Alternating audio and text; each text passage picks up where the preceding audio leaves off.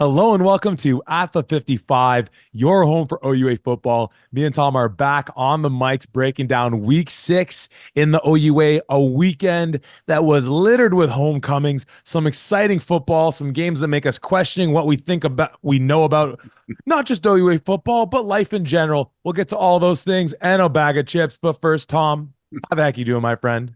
Oh, I'm doing well, my man. I'm doing well. I'm still coming off of an incredible experience that you and I had at Western versus Queens, being in Western's homecoming when the stadium is packed and seeing all the pageantry that goes into that. It was truly outstanding, the thing to be a part of.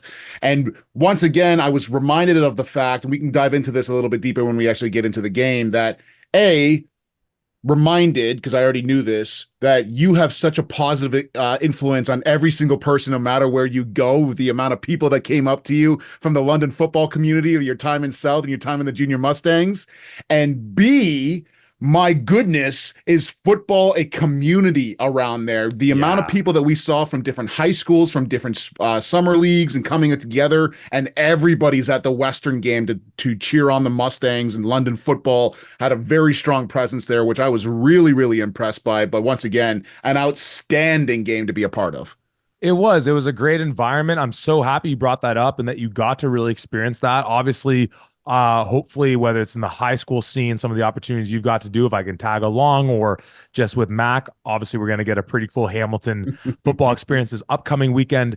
But I'll get to see the true football community in full force in Hamilton, because obviously you've spoken at large and I'm aware of how significant it is. But for you getting to see all the things I got to live in London for 3 years, and when I talk to folks in the Toronto area and just my go-to football guys in this area and be like, honestly, if you can spare a year to just go live in London and just experience what football's like there, it's like nothing else. And again, shout out to all the incredible people who were so good to me in my time in London, who were great mentors and leaders for me to be able to bring things back to Toronto, into my community, and try and help out there. There was definitely times where, Tom, we were joking like, yeah, I left a pretty good thing here. I left a pretty good thing there, but you never make the wrong decision going home.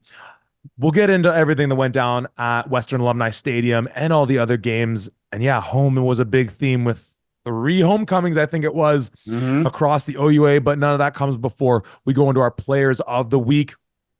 Starting on the offensive end and starting with the shout out, as we often do before I'll hand it over to you for handing out the actual offensive player of the week. We're selecting, as far as a shout out goes, and we've talked about this guy and his performances this year with the Carleton Ravens, but Tristan Reddy Mhm. getting 9 receptions for 166 yards in the air.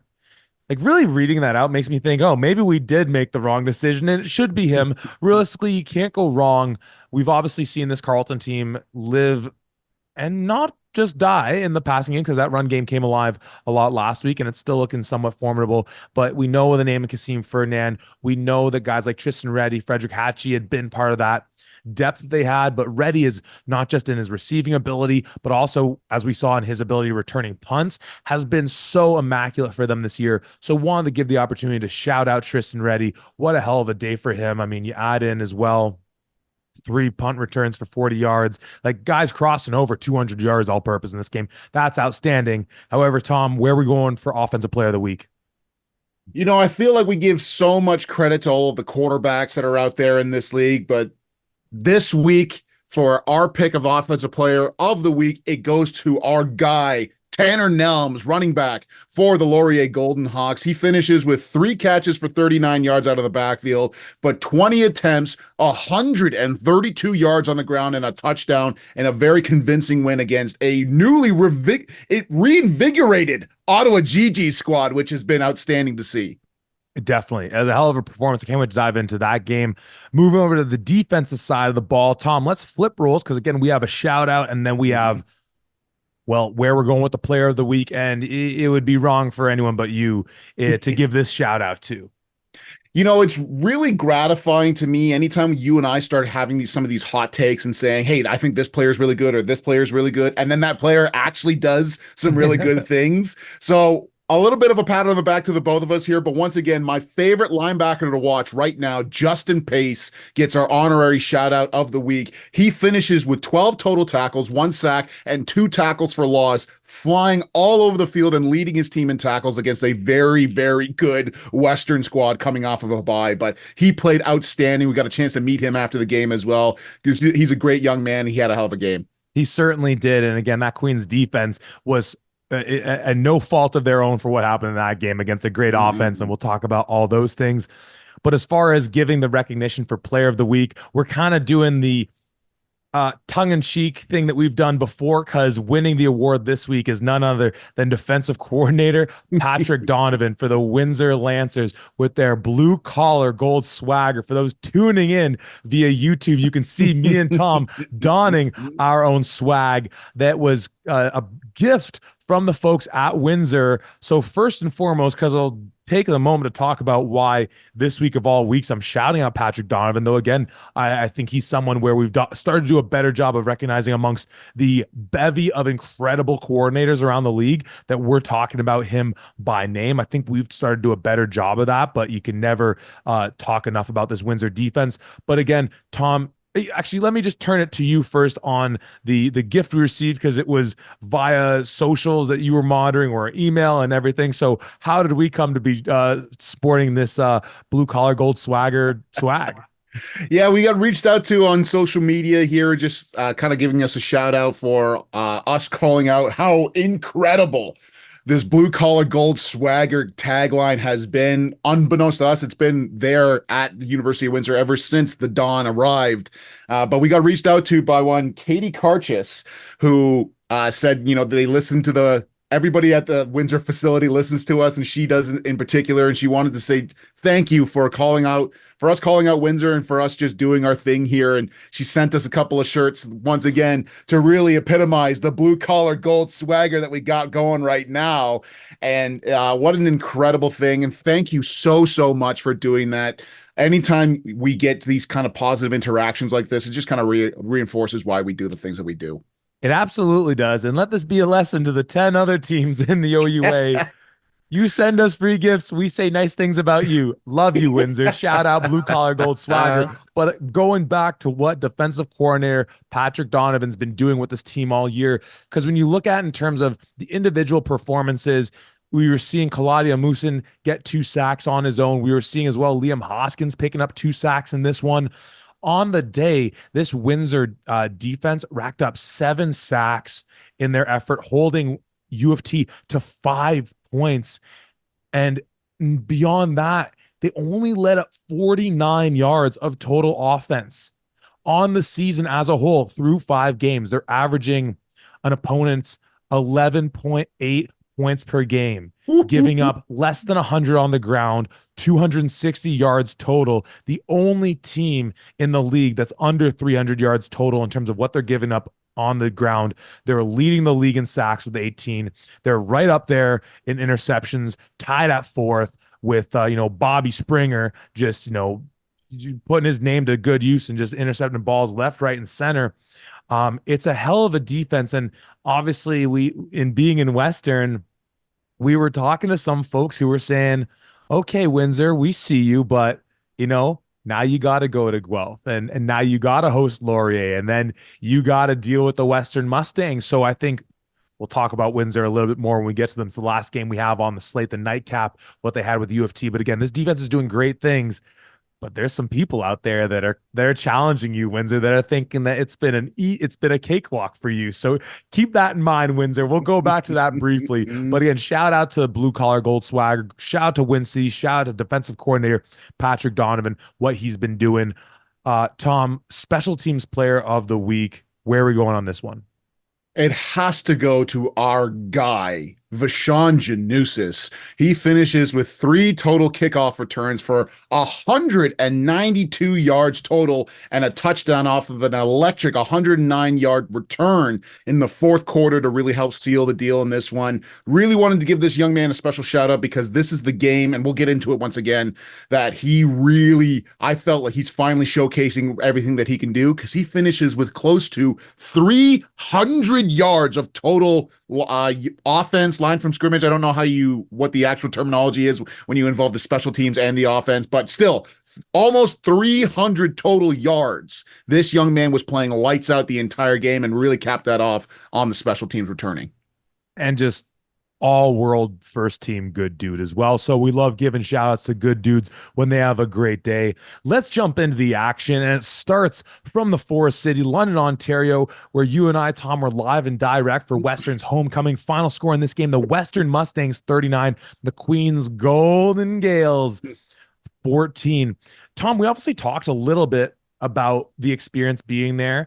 And I want to start there because it both again, we were able to access a media pass via Western's media folks. So again, shout out to them for helping us get into the house when it had been sold out for like 5-6 days already.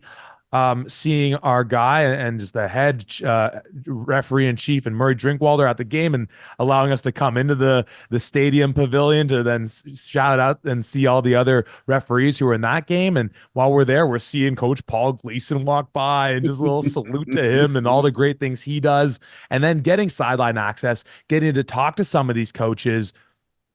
It was in that midst as well. We found out Alex Vreeken wasn't going to be starting, which obviously was a major piece of the game when it kicked off. But everything leading up to that, even if you want to include us talking about our difficulties in our high school weeks of football, leading into it in our car ride down from Hamilton where I met you, leading into it, obviously it was a really cool experience getting to talk to some of those coaches, getting to be inside the pavilion area where the change rooms are and see kind of behind the curtain. Let's start there. We talked about it a little bit, but let's speak on that a little more. Yeah, the atmosphere surrounding a Western football game has always been something that I've really loved, but especially around a homecoming where they bring out all the stops. They had a bunch of food trucks there, obviously, but I think the total tally was just over 13,000 people in attendance there. They had a special section for alumni. They shouted out some of the previous Vanier Cup winning teams there for Western, and it was just an outstanding kind of atmosphere. We got there pretty early as well because we wanted to check things out and see how things were going. We had a chance to speak to a whole list of folks, including your guy, and now I can say my guy too, Coach Nez. He came over to us and said hi to us, and we got a chance to talk to him, and then we were talking to a list of the Western Mustang coaches and some of the players here, including our dude now and offensive line coach Chris Marshall, who was an awesome guy to speak with. And my God, does he have some monsters who play on that offensive line between Keegan O'Neill and Sebastian Seobald, guys who couldn't end up playing because they're dealing with injuries.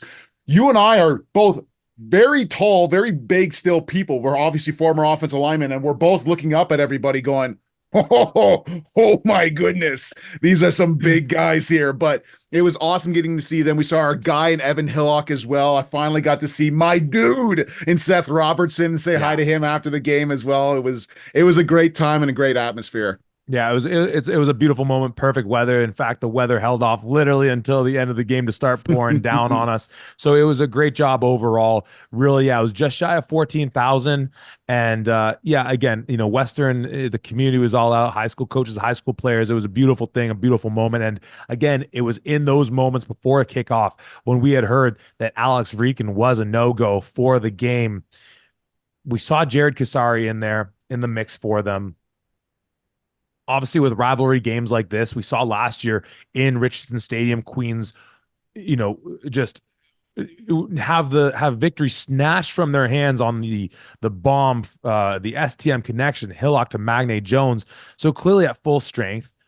Say what you want about whether it's in their house or on the road. Queens on their best day, and again, that's kind of how we did that calculus at the start of the year. On your best day, can you handle one of the other best teams? We've seen Queens prove that with what they have in the run game, that defense they have. Clearly, as we saw pregame, still banged up O-line for Western. Okay, you know what? This can be interesting. Queens, can they control time of possession? Can their defense be solid? And then if they're really able to run the ball well, open up some opportunities for Vreeken downfield.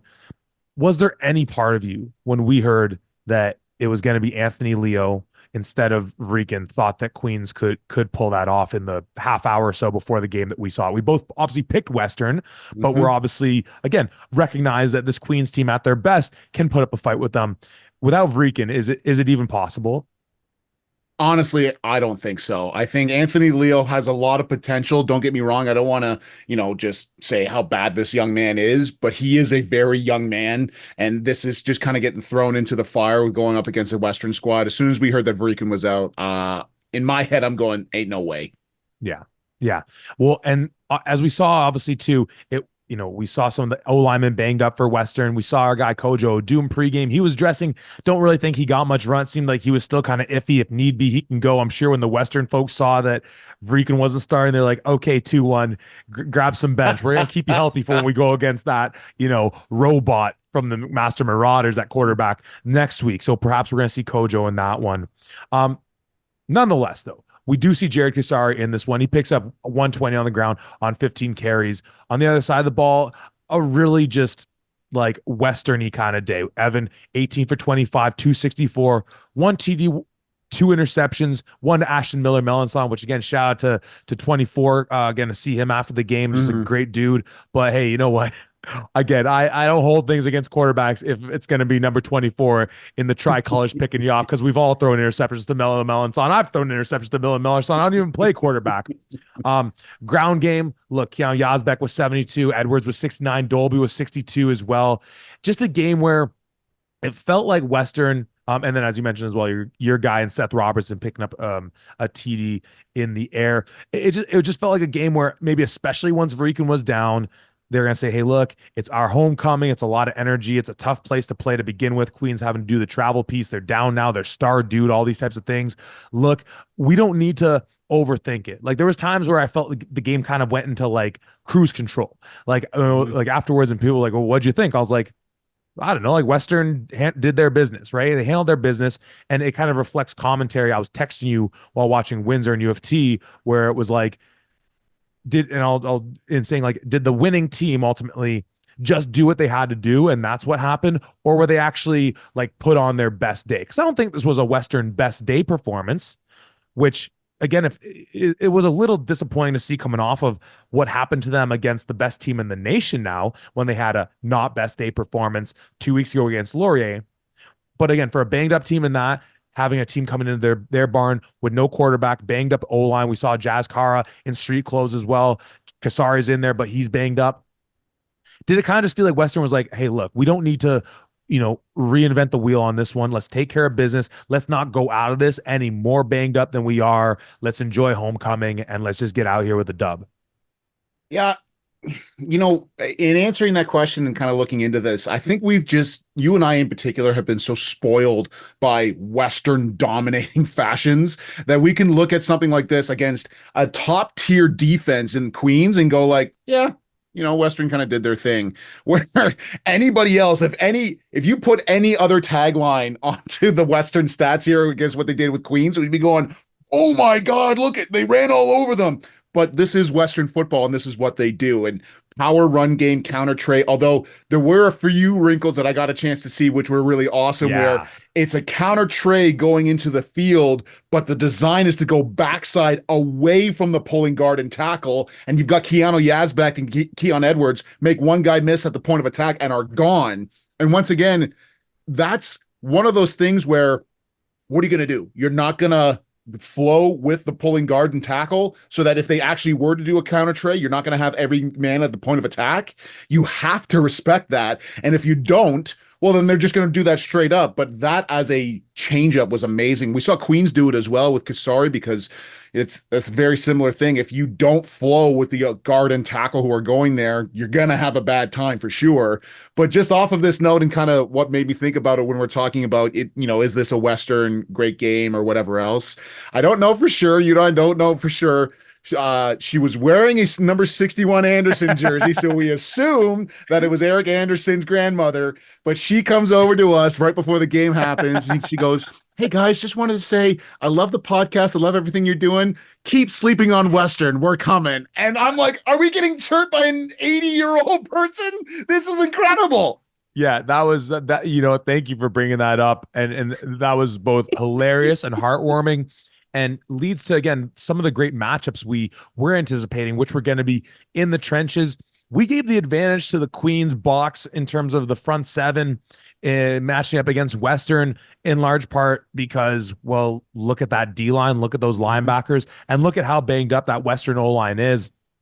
And off the jump, and I love one of my favorite things being at the game with you, Tom, is that all of a sudden I'll just hear over my shoulder, ISO Cam. You got, Eric Anderson, Silas Hubert early in the game. I think it was when we were at Queens, pardon me, when we were at Guelph, Carleton, week one, you're like ISO Cam Ifeanyika on a backup tight end that just came into the game. So I love just your I spy nature of just picking out these matchups. And on that one in particular, though he didn't get to the quarterback, we definitely saw Silas put Mr. Anderson, one of our favorite linemen, one of our favorite players in all of Canada, in the spin cycle. Though what was interesting coming out though is talking with folks around the game, and it sounds like we know he missed a lot of time last year, Silas Hubert, that is. From the sounds of it and just talking with a few people around the stadium, it still doesn't sound like he's entirely healthy. They were clearly trying to attack Adam, which is a point of conversation that you and I have had in both how we discuss OUA football, how we discuss our own schemes in terms of, do you go at the star player? Do you put them in the situation where in theory whatever choice they make, you have an option off of it, so they're picking wrong? Do you just say run the hell away from them? And again, in conversations we had with other coaches around the stadium, certain coaches are certainly more bullish on one philosophy or the other, like just don't go near them. Like Western clearly wanted to say, I mean, and obviously you still have to deal with Darian Newell, who we got to see pretty up and close after the game. And holy cow, they don't look like they look back when we played, dude. Oh my God, these D linemen are nuts right now. Holy smokes! But the fact that Western was clearly at times going right at 99. You have to deal with Newell, you have to deal with Van Wishart, you have to deal with Jackson, you have to deal with Johnson, and then those linebackers. But that was a bit of a surprise. That was news for us, I would say. Most definitely. And somebody came up to us. We will not say who it is just to make sure that we're keeping everything anonymous here. But the game plan certainly seemed that it was run towards Silas Hubert and away from Darian Newell, because that man can do some real damage if he's given the opportunity to. But yes, it seems like certain players out here are still going through it, and Silas Hubert is one of our favorite players to watch. Certainly, he's so incredible with the things that he can do, but it seems like his shoulders are still not 100%. I think that's one of the big issues why he was out for so long as of last year. And so they wanted to test and see how well can you take on a run game heading right at you, especially a Western run game, which is pulling guards, pulling tackles, fullbacks, all coming at you with a head of steam. How do you defend against that? And obviously they found some success, but one of my absolute favorite things, and we've had a chance to do this a few times, is when we're at these games, we get spoiled really by being on ground level, sometimes on the field itself, and being in the end zone to see these plays happen. And obviously if you're on one end zone, they're on the far end zone, you can't really see much, whatever. But when they are close, and you really start to get an appreciation for the run game in particular in these running backs. I saw Jared Kasari, Keanu Yazbek, Keon Edwards, Ethan Dolby, all these guys, and they're cutting up and they find these holes, these gaps, and obviously to run. And the gap is I swear, 8 inches. And you can just see them with a jump cut in between 2 offensive linemen and 2 D linemen, and they're gone. And just getting that extra bit of appreciation for how good all of these running backs who were playing in this game was just outstanding to really see. And obviously being the offensive lineman, watching the big boys rumble up front too, that's always great. But my goodness, are these running backs good? And they have such a great sense of just down and distance and situational football where, as you said, it might not be a big gap, but they know I just need to get 3-4 yards. So if I can slice through there with a head of steam and fall forward, I'll get the first down, and mission accomplished on this one. And again, just why that running attack is so fantastic, because they're big, they're fast, and they're smart. They understand what the goal is of those plays that they're running.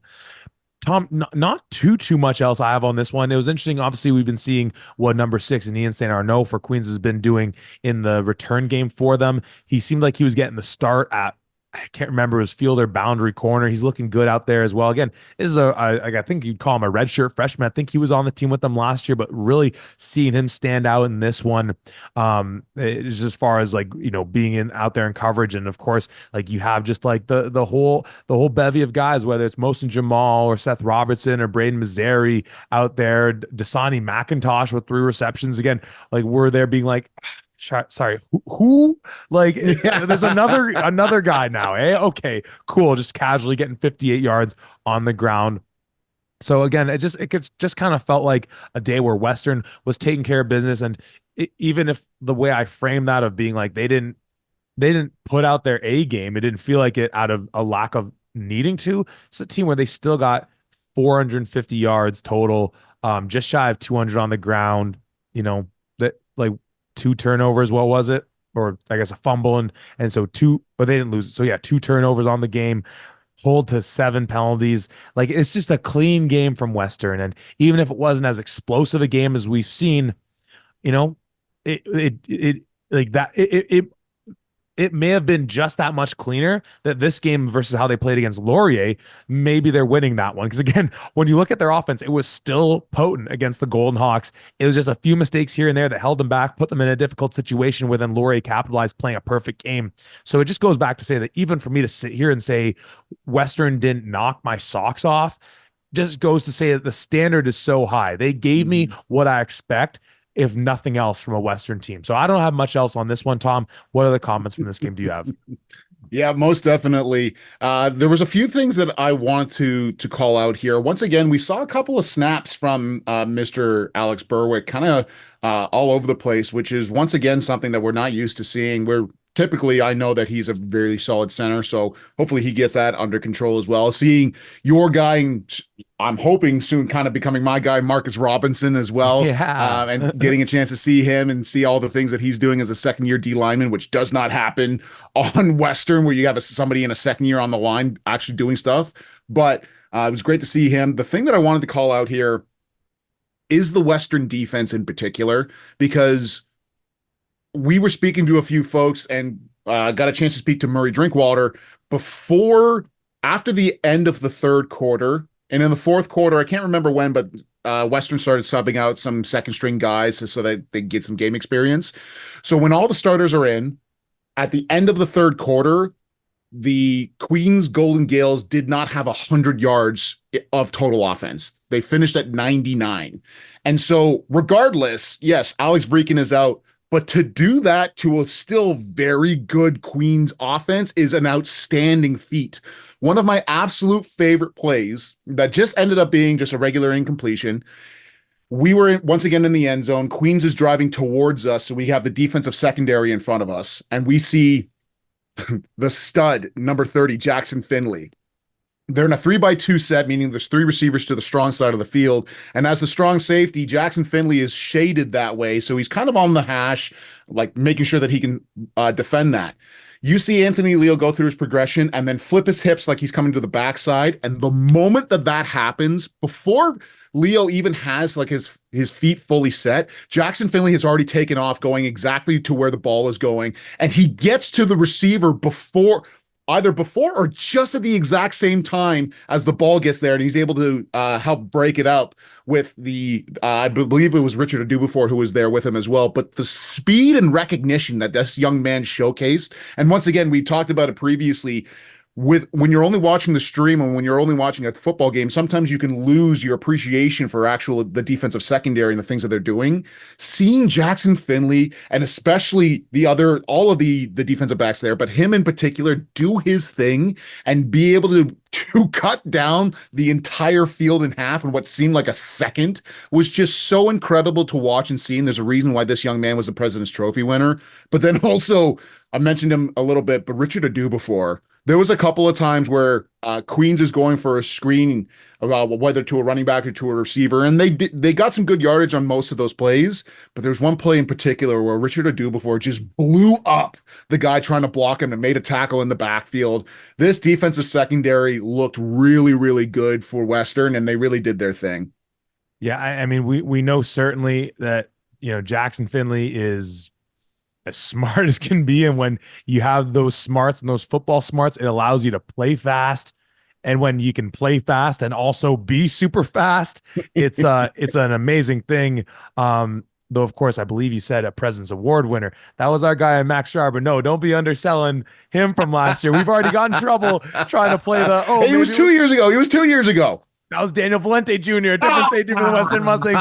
And we said that it should have been James Peters from Ottawa, so we're already in trouble with him. Oh, God, I love you, Tom. Hey, Western, again, that leaving it on that point of the defense and the secondary in particular.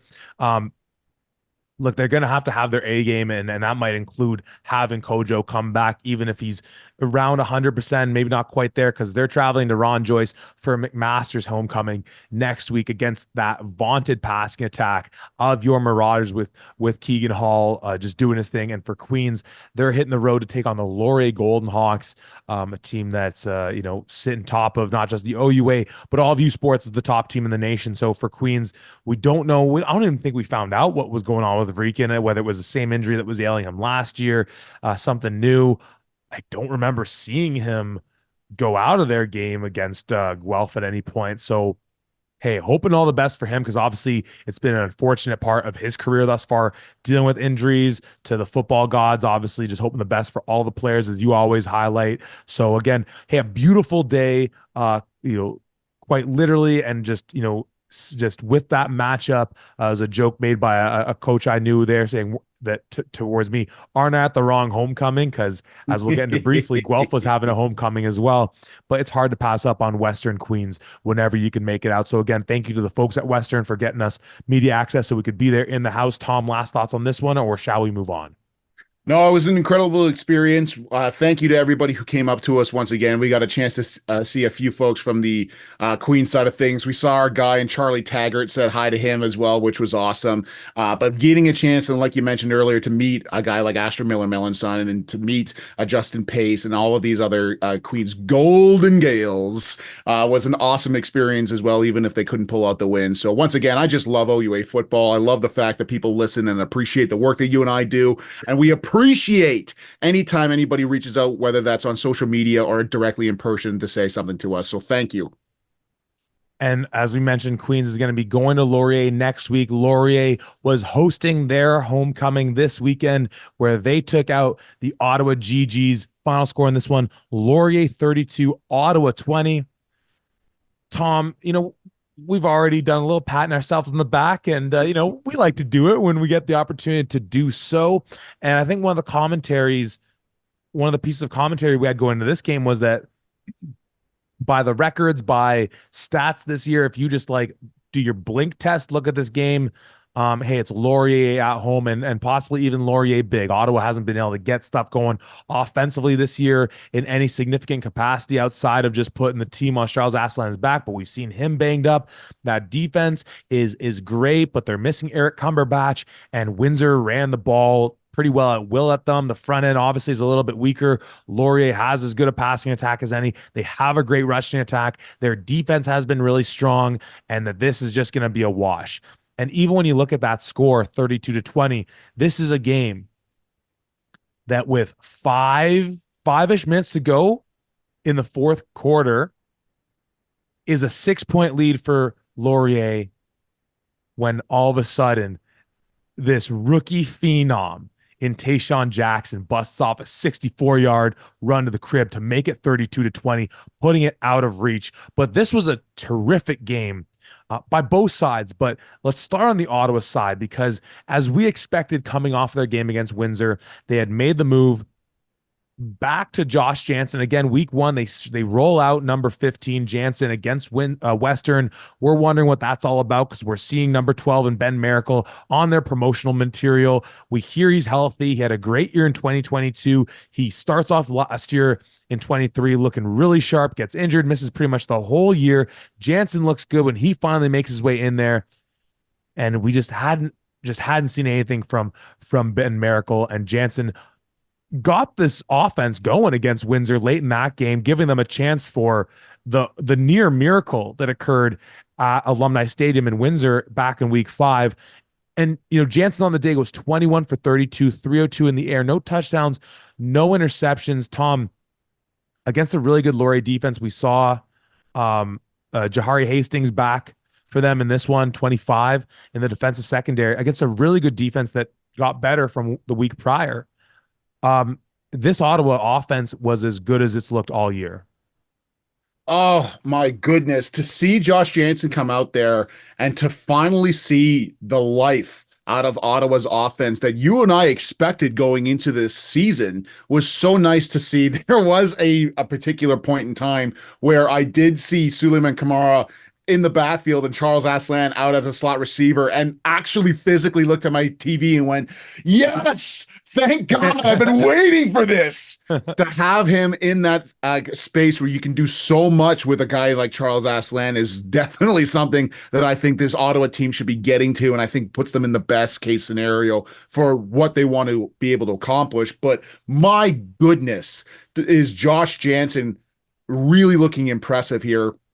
You mentioned he didn't have any touchdowns. He also didn't have any interceptions on this one.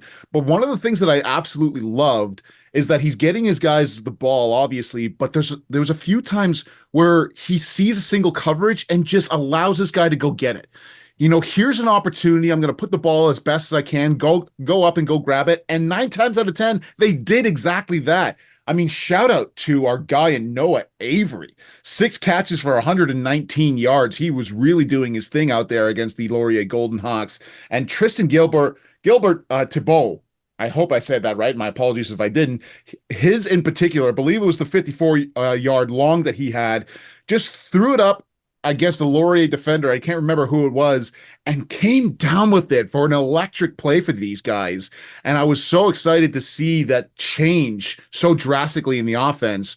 But to start off the game, have the ball on your own 20 or 25 or so deep in your own end and drive the entire length of the field and score on your opening drive against the Laurier Golden Hawks, #1 team in the land. Wow, that was impressive. And we saw Waterloo do the exact same thing last week, which Mm-hmm. probably making a mountain out of a molehill. But gotta put that one on the back burner. Keep an eye on that. Uh, you know, I want you brought up some great things about the way that Ottawa's offense was moving. And I want to say a few more things, and I think that'll help bring up talking about Laurier and on the defense specifically. Our king is Charles Eslan gets the ball 13 times, 36 yards. Suleiman Kamara, 8 yards, 8 attempts, 22 yards. They both end up punching it into the end zone. As you mentioned, both of them actually getting involved in the passing game as well. It felt very much like Laurier was challenging Ottawa to pass it on them because it seemed like they weren't going to let them run the ball. Because as well, to some of those shots that you were mentioning that Josh Jansen was taking downfield, there was a few off some play action looks where he's getting that single coverage. And again, so I think that spoke to both Laurier saying, hey, now let's make sure that that Charles Asselin can't just go off, because that's just the way he can beat you in so many ways is backbreaking. It's backbreaking. But for Laurier, you can load the box up a little bit more. And it's a good O-line for Ottawa, because you know that on the back end, yeah, you have Jahari Hastings back. Yeah, you have a guy in Harnour Dhaliwal on the back end. Ethan Bayfield's been doing really well. But you made it was a great point by you in bringing up this guy last week with no Jahari Hastings. But Malik Cote had an outstanding game. And, you know, you brought up the point with us being at Western, where with the defensive backs, oftentimes you don't get to see the full picture unless they're getting challenged. And if they're really talented, they're not getting challenged all that much. But it was, I think, the last drive Ottawa had before our guy and Tayshawn Jackson busts the long touchdown to make it a 2-score game. So it's Ottawa with a chance to tie or take the lead. And I believe it's on a play action. And Jansen puts up a ball for his guy in Gilbert Thibault. And seemingly out of nowhere is Malik Cote just getting in front of him. Gilbert Thibault doesn't shake his head at nothing, as if like there should be a flag. Clearly knows it was a clean play. And Cote, it looked like he got beat and was just it was such a beautiful job. I honestly, I thought the computer glitched out on me when I'm like, hold on. All I see is this Ottawa receiver. Where did this guy come from? Swats the ball away, saving that drive and possibly saving that game for them. Laurier, again, we've talked about when you lose guys like Nico McCarthy, when you lose guys like Ife Onyemenenam, when you lose guys like Luke Brubaker, it's reasonable to think that defensively you might take a step back. And you know, we looked at the some of the team stats defensively in looking at Windsor already, but this is a Laurier team where we know how powerful that offense is defensively, and they've gone up against some of those top dogs. So contrary to, again, some folks in Western kind of taking some shots towards Windsor, it's a Laurier team that's given up 21 points, 3 majors per game in 5 games of action. Overall yards per game, it's a touch over 400, but to me, that's more of a product of with how high power that offense is. Teams need to be taking shots downfield. 269 they're giving up in the air. That's close to the most amount. Again, I don't take that as a shot at their passing defense, just the way teams have to play them. And again, when they're forcing teams to drop back and pass the ball, they haven't been picking teams off a ton this year. In fact, they're actually kind of toward the bottom end of it. But when you're having to drop back and let your guys get downfield, this Laurier team's getting to the quarterback, doing so 12 times, tied for third with Queens thus far. Queens defense that we talk all the time about how stellar they are and how great they are getting to the quarterback.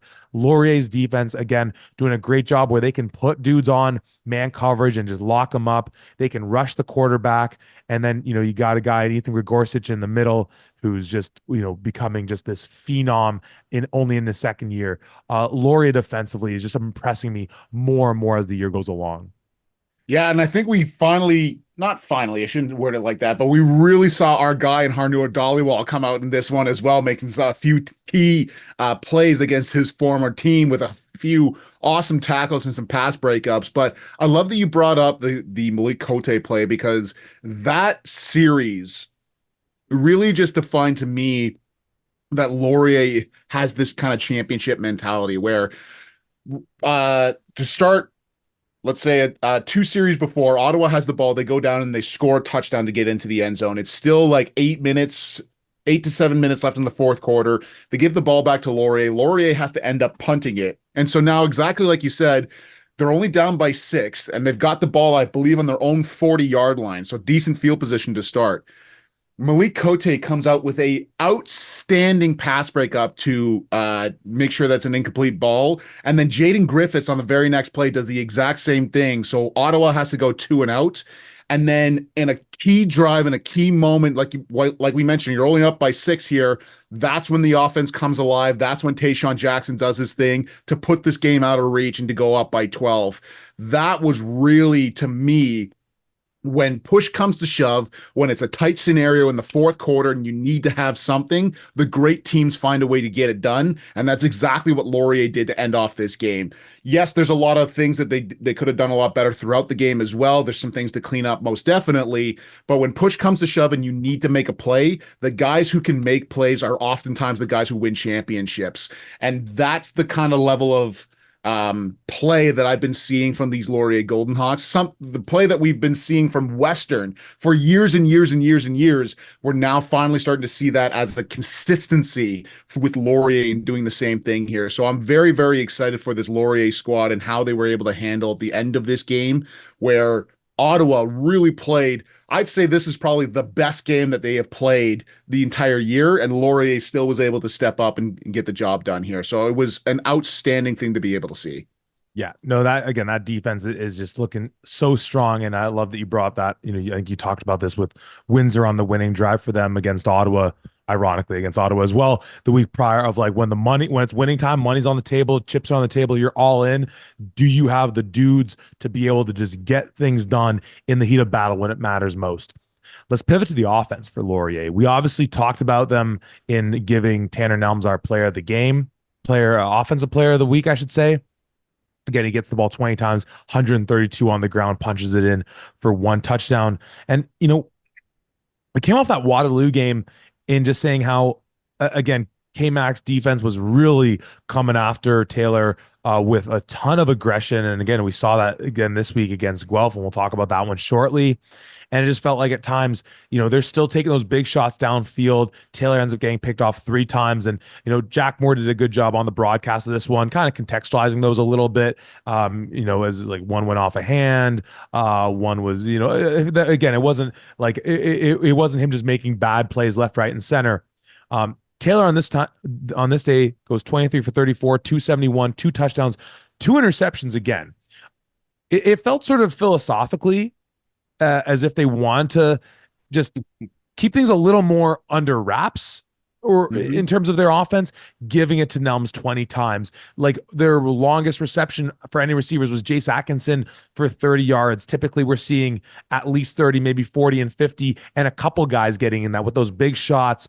There are a few times where, again, they were moving the ball downfield with, honestly, again, their run game was looking beautiful, using tight end sets, fullbacks bombering in, showing some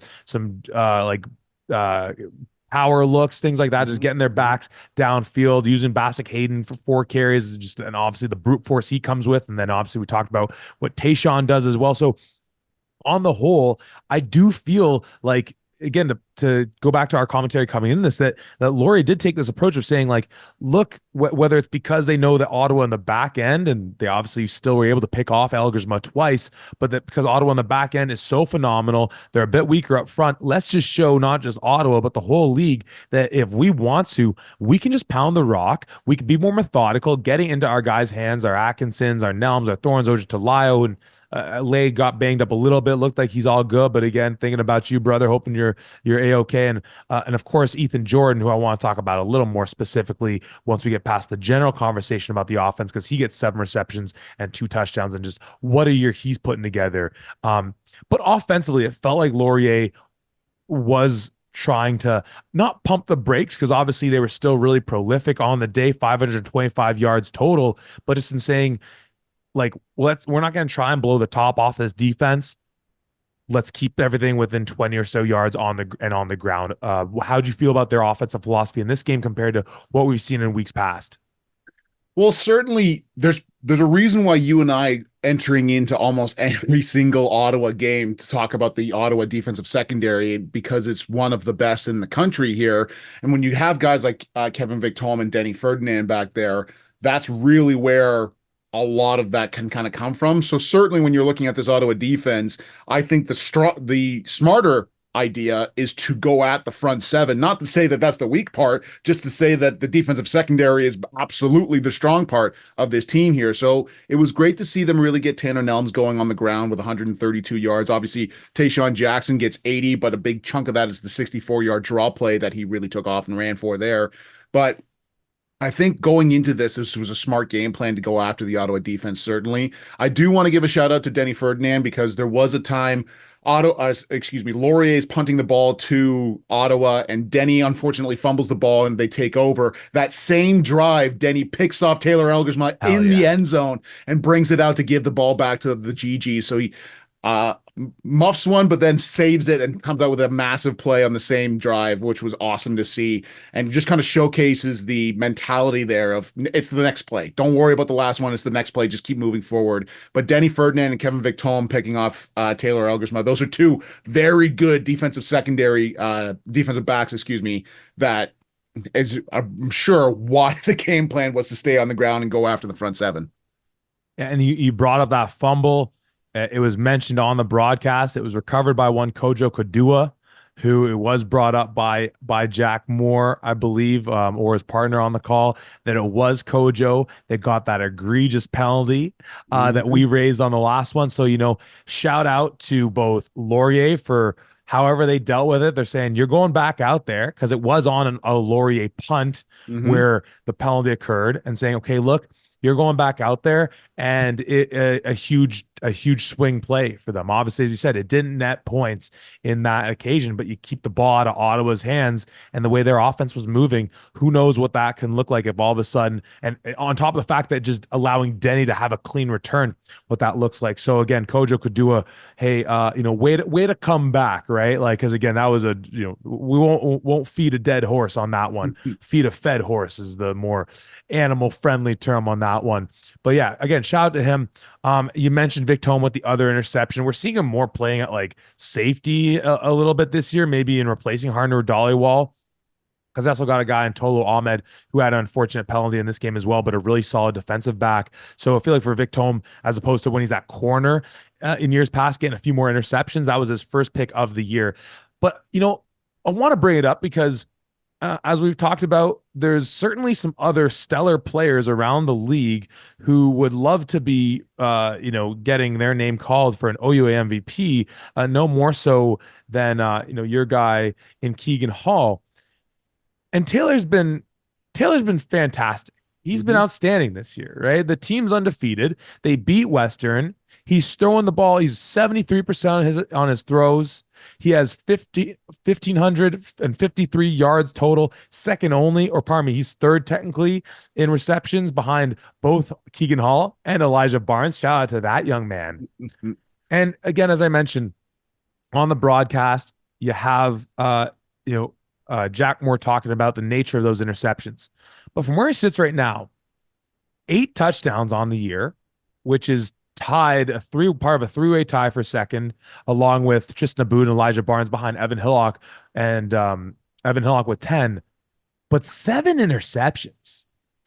And this has been a guy where what's made him in part so spectacular over the years, he's still spectacular.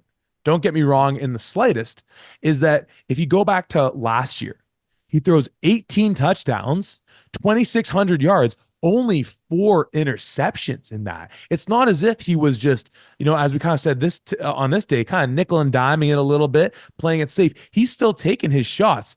Even if you go back to the 2022-23 season, 13 touchdowns, 8 interceptions. So obviously that big jump in 23-24. Mm-hmm. And again, much like with seeing Waterloo and now Ottawa opening drives against Laurier, score points, I'm not going to make a mountain out of it, but I'm clocking it.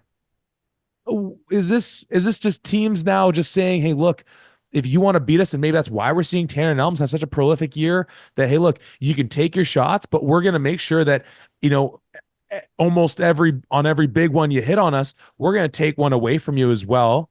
And maybe that's where Laurier is now saying, and obviously they had Quentin Scott last year too, who was such a hell of a running back, but where the opportunities are now coming up for Tanner Nelms to have such a great year. Again, I'm not declaring this as a thing, it's like in the realm of something, everything or nothing. It's something. I don't think it's nothing. It's not everything. It's something. How are you making of our MVP's year this year? The team's undefeated. They're playing outstanding. They've beat the 3-time champs in Western in their own barn. What do you make of it? I think when you look at something like that, you have to look at the teams that they have played against. Starting off the season, you play against a McMaster team and Scott Brady's defense that loves to do a lot of unconventional things. And with guys like Demetrius Masuka, Josh Cumber, and Carter Blad, it doesn't surprise me that he throws, I think it was a couple interceptions in that one. You go against Guelph and our guy in Anthony Mortuzo, and then you know that he loves picking off the ball and getting after that along with the other defensive backs there. Western obviously has an outstanding defensive secondary who can do that. And Ottawa has the same thing as well. The only one that sticks off to me as, I didn't expect that, was the Waterloo game. And once again, that's full total credit to our guy and coach Kevin McNeil and everything that he was able to do there to put these his Waterloo defenders in the best spot, and especially Michael Omasuna, the middle linebacker for Waterloo, picking off Taylor Elgersma twice in that one. So in that that would be the one game where I was really surprised that he threw as many interceptions in three, like you mentioned previously. But the other teams that he's played against, he's got some outstanding defensive backs that he's trying to throw against. So it doesn't super surprise me, but certainly seven interceptions with 5 games into the season is definitely something to be aware of. But like you said, it's something. It's not nothing, but it's not everything. I think it's just something. It's something to look out for. But the thing that I did really want to call out here is that we highlighted it and we said, hey, this is a problem. This is something you got to fix. Laurier finishes with 3 penalties for 20 yards. Oh, amen.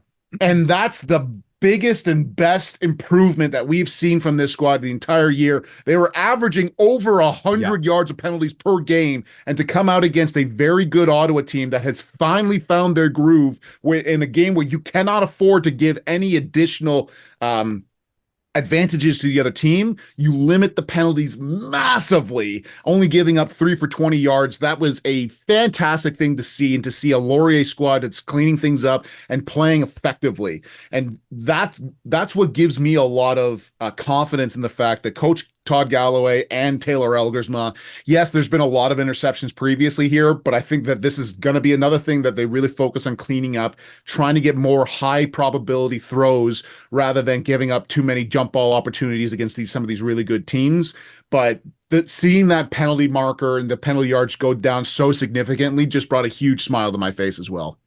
Great job by you on bringing that up. And I think, as you said, just like with the defenses they've been playing thus far this year, hey, look, there's some stars out there that he's had to go up against, and there's no surprise now across the league in what he can do. So teams obviously prepping for him a little bit different, no doubt.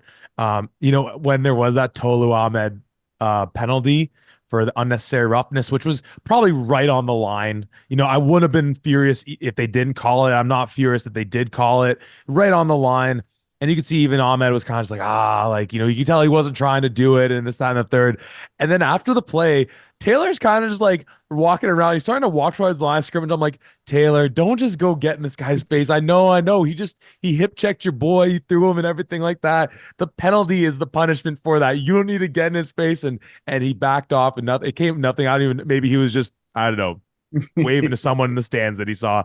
Hey, they got the job done on homecoming against a reinvigorated Ottawa GG team, my Ottawa GGs, who, despite the loss, get to ride that mojo of taking on the best team in the nation and putting on a thorough performance in their house on their homecoming, to ride that wave for Panda Game 2024 next weekend, Sunday at noon.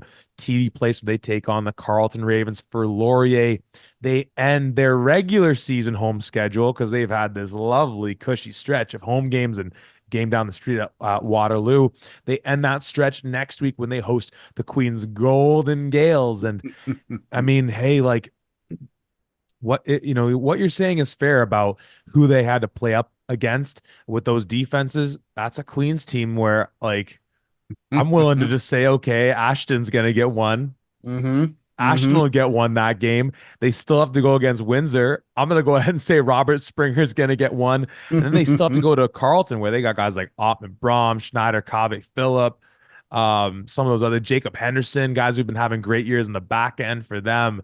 So it's one of those things where, yeah, there's great defenses, but all these teams are playing great defenses. So, I'm going to get some upset texts over that. I love you, Laurier. I love you, Falls. I love you, Galley. I love you, Elgersma. I love you. I love you all. You're fantastic. You gotta, when you're the best in the country, you gotta find the ways to take your commentary at them. Let's move on to those Carleton Ravens. They were home taking on the York Fighting Lions, having earned their stripe coming off the Ballot Toronto Red and Blue Bowl, Argo Cup, Matt Dean's Bowl, and Carleton took care of business at home, finishing this one 24, Carleton 24, York 10. This is a game early on. We leave the first quarter. I'm tuned into this one. We're watching it in the car ride, and then I'm in traffic heading home. It's 1-0 Carleton coming out of the first. It's tied at 7s going into the half. Rex Walker picking up a touchdown for York, and Forcier with a couple of field goals on top of that. Rouge, he scored to have this game tied at half. And second half, that passing attack really comes to life. We talked about the great calling duo that they have, the color commentating duo they have of Tristan and Jeff on the games there. They were bringing up that it was a bit windy, and we going back to that game when Windsor went to Carleton and neither team's offensively really got the ball going. Obviously, when you are a team that throws it as much as Carleton does, if the weather is a bit of a factor, that's where that can come back to bite you. But second half, that's where this offense under Elijah Barnes really breaks out, comes alive. On the day, Elijah Barnes goes 21 for 32, 357 yards, 2 touchdowns, 1 interception. And as we already said, he has all his weapons going on this one. Obviously, Kasim Ferdinand, 4 for 80. He has a touchdown. He has a punt return touchdown that was called back on penalty. That's unfortunate because, as they were saying on the broadcast, he's now getting into some historical territory in terms of the total number of touchdowns. Shout out to you, Kasim Ferdinand.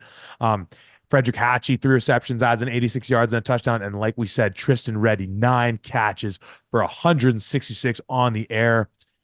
They run the ball half decently in this one, picking up a combined 144. But it took a little while, but this offense hit their stride, and they're still looking really impressive with this young man at quarterback. What'd you make of that team going up against Foxy Noxie and his defense for the York Lions? Well, once again, it gives some more validity to some of the things that we're saying, and that such a potential potent offense in the Carleton Ravens, with everything they're doing with Elijah Barnes, takes them an entire half in order to get things going. That tells me that York went in there with a really solid game plan to limit the run, sure, but to really make sure that the passing attack didn't just explode off the get-go. So to have it be tied at 7-7, and to not only that, but to have that touchdown come for York late in the second quarter and to drive the length of the field, go 9 plays for 75 yards and to score a touchdown was just outstanding to see, to finally see some chemistry on that squad to really start to move the ball, which was awesome. But once again, just a flash of what we think the potential is for this York offense in particular. But I really loved everything that I saw from the York defense starting off, obviously getting that interception as well. And my goodness, Brody Clark. This young man finishes with 10 total tackles and 1 tackle for loss. He is currently leading all of U Sports in tackles with 44 and a half tackles through 5 games played. He's also got 3.5 tackles for loss, a forced fumble, an interception, and 2 pass breakups on the year. But my goodness, this young man is all over the field, making sure that nobody gets any yards without actually earning it. So shout out to him and shout out to this squad. But in particular, I also wanted to give a shout out to number 54, Peter Primo. 5.5 tackles, 1 sack, 2 tackles for loss, a forced fumble, and a fumble recovery. This young man did some outstanding things as well. So once again, York Lions defense really doing their thing and playing some pretty good ball so far. Yeah, and it was brought to my attention, which I shared with you on Friday, that they have Brody Clark playing at Sam.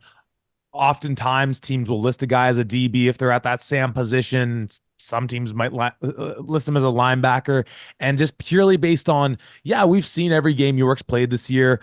Hard to keep track of a lot of these guys, new faces and new places and whatnot. So when you then add in the stats, you're seeing a DB getting all these tackles. That can be a bit concerning. Literally, just with the mindset switch of like, no, he's not like a field half or a safety or a corner somehow racking up that many tackles. I don't know what circumstances would lead to a corner leading the league in tackles like that. It's a Sam linebacker. Literally, even just that switch and understanding the role that type of player has in terms of getting, like, it's your Anthony Mortuzos of the world, right? And your Swiss Army knife. It's that H back equivalent on the offense, on the defensive side of the ball. Where on the offense, your H back's the guy who you got to be able to hit a block. We got to be able to give you the ball in your hands and run with it a little bit. And yeah, if you get out of space, run a decent route, we'll hit you in space and make a play with the passing game. So it's making all the sense in the world. You shout out Peter Primo as well, Peyton Ryder as well for this York defense, climbing the ranks of tackles in the OUA. So again, this defense looking really solid. Offensively for them, Matt Lynn on the day, he goes 23 for 33, 239, three interceptions, no touchdowns. And, the guys he's given the interceptions up to, it's guys whose names we've talked about with his Carleton defense for some time now. It's Schneider, Kave Phillip, it's Ottman Braum coming back off of injury. It's Zendro Odin out the door. So on the one hand, you recognize that it's a strong defense, a defense that, as we learned last week, still hasn't had L. James Agamudo in the mix for them. Just again, another huge weapon for them in their passing defense.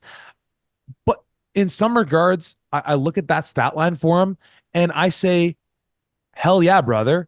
Freaking let it rip, man. And we see Avante McCoy. Obviously, we saw the explosive play he had on the ground against U of T, that beautiful zone read he made and busted the 70+ yard run to give them the lead and really sealed the deal for York in that one. And he, in this one, gets 8 receptions, 97 yards. And it goes to what our friend Dakota Vine talked about with him, where, if you call him a running back, he's probably going to get mad. Clearly, you can hand him the ball off in this game unsuccessfully, but we've seen through his priors he can give him the ball. But then he gets in the mix in the passing game.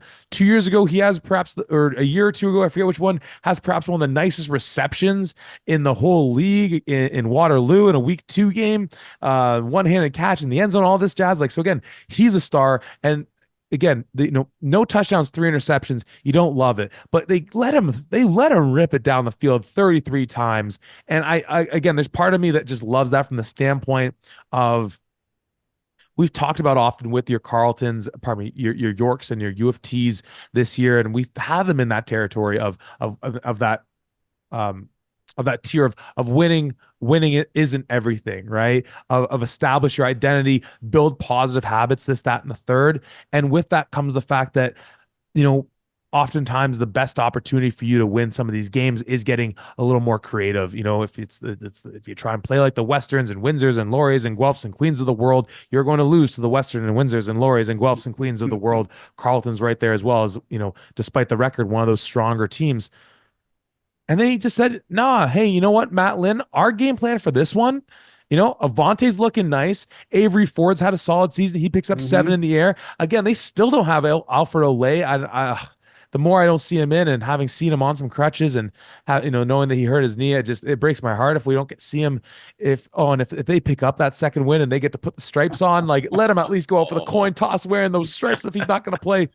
I just, frankly, knowing that this year, even though we went through some funny scenarios where when we were seeing them tighten this game, we're like, wait, if they beat Carleton and then they beat Waterloo, is there a possibility where they go to MAC in week 9 and ability to go 4-4 and knock your Marauders out of the playoffs? No one would have expected that on the year. And at this point, it's unlikely that breaks down. So what am I saying? Who knows? But I liked it for a team that's clearly still building, forming an identity, new coordinators, so many new players, and is getting a chance against a team that, look past the record, is obviously so talented on all phases of the game, and saying, you know what, Lynn, let's see if you can win this ball game for us. Let's put it in your hands and just let it rip. Yeah, the term grip it and rip it really seemed to be the game plan going into this one. And when you look at this York offense just on paper, and you see Avante McCoy, you see Avery Ford, and you see Alfred Olay as potential receivers, that to me was, okay, if you can get anything established, you should try to get the passing game established so that you can get these guys the ball out in space. Obviously, Olay being out is a massive loss for these guys, especially if that's a long-term deal and maybe even season ending.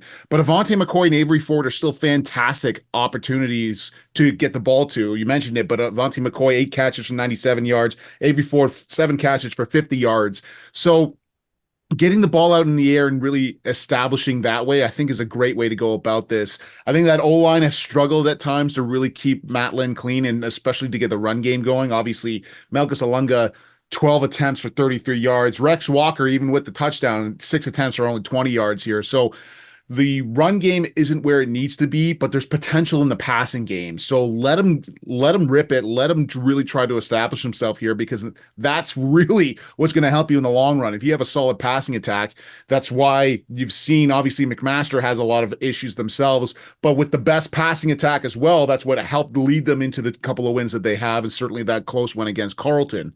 So I'm looking at this York squad saying if Matt Lynn can start playing a little bit better football, be a little bit more cautious with the football and just getting the ball out into his playmakers' hands, I think there's some potential here, certainly. I came out of this with a little bit more optimism for this York Lions offense, which I wasn't expecting to see for the remainder of this year, which was great.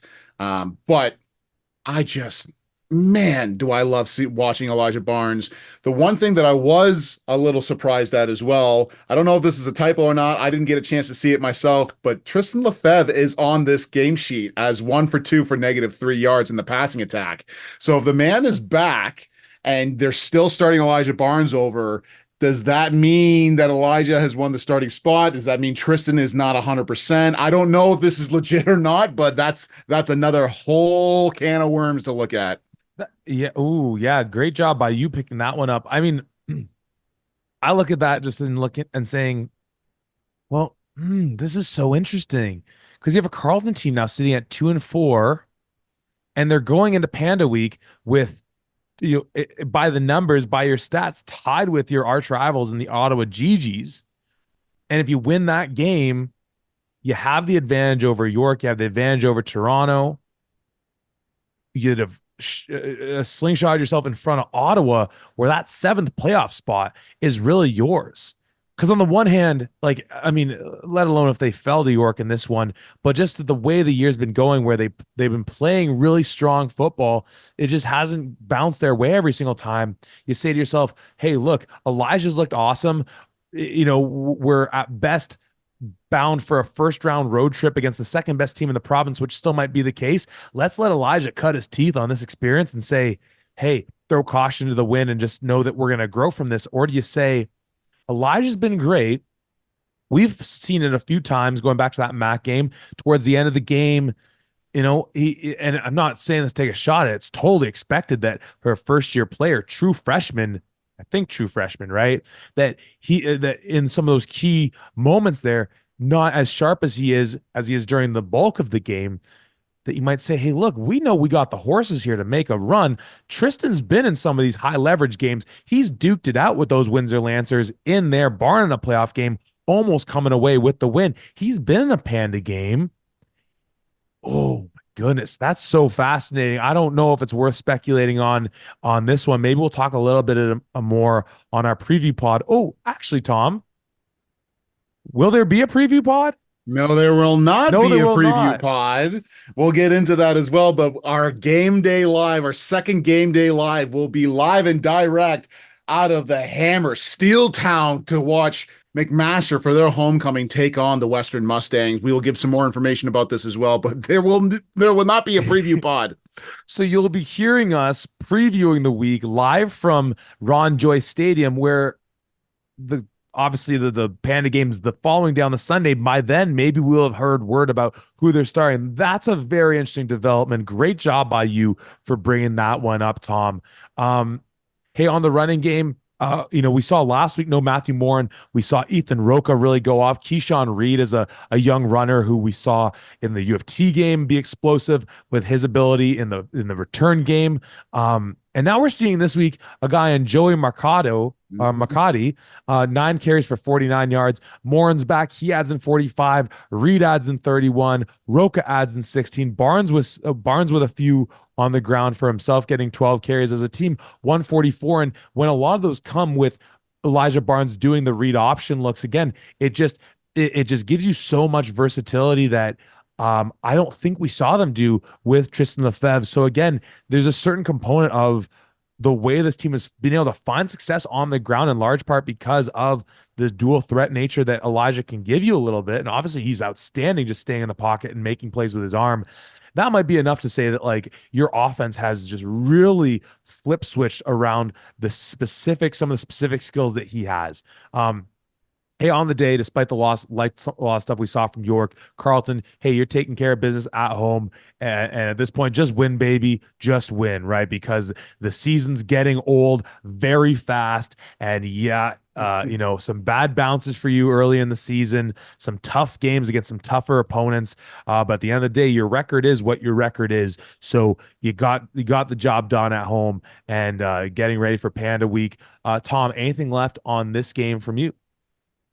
No, it's just always hilarious to me that walking into this, and I don't want to get into a preview by any means, but just to talk about this a little bit, you and I are talking about the Panda game and like, oh, Carleton doesn't have a lot of wins and Ottawa's offense really doesn't have anything. And then going into this, it's like, well, no, whoever wins this will have a greater opportunity to make the playoffs than the other losing team. Carleton's offense seems to be really doing their thing. Ottman Braum and some of those guys seem to be coming back from injury at the right time here. And Josh Jansen is coming alive for the Ottawa GGs. So Panda, once again, is going to be pandemonium.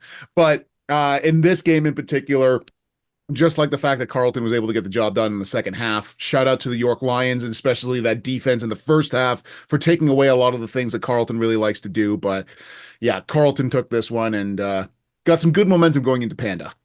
So they got Panda next week. York has their homecoming next week where they're hosting the Waterloo Warriors. And Tom, I'm so excited about Carleton, Ottawa Region football that speaking of Waterloo and speaking of homecomings, I jumped right over Guelph's homecoming where they were hosting the Waterloo Warriors. So let's go back in time now to talk about that game live from the Royal City. The Guelph Griffins on their homecoming took care of business out of, despite a bit of a tumultuous start.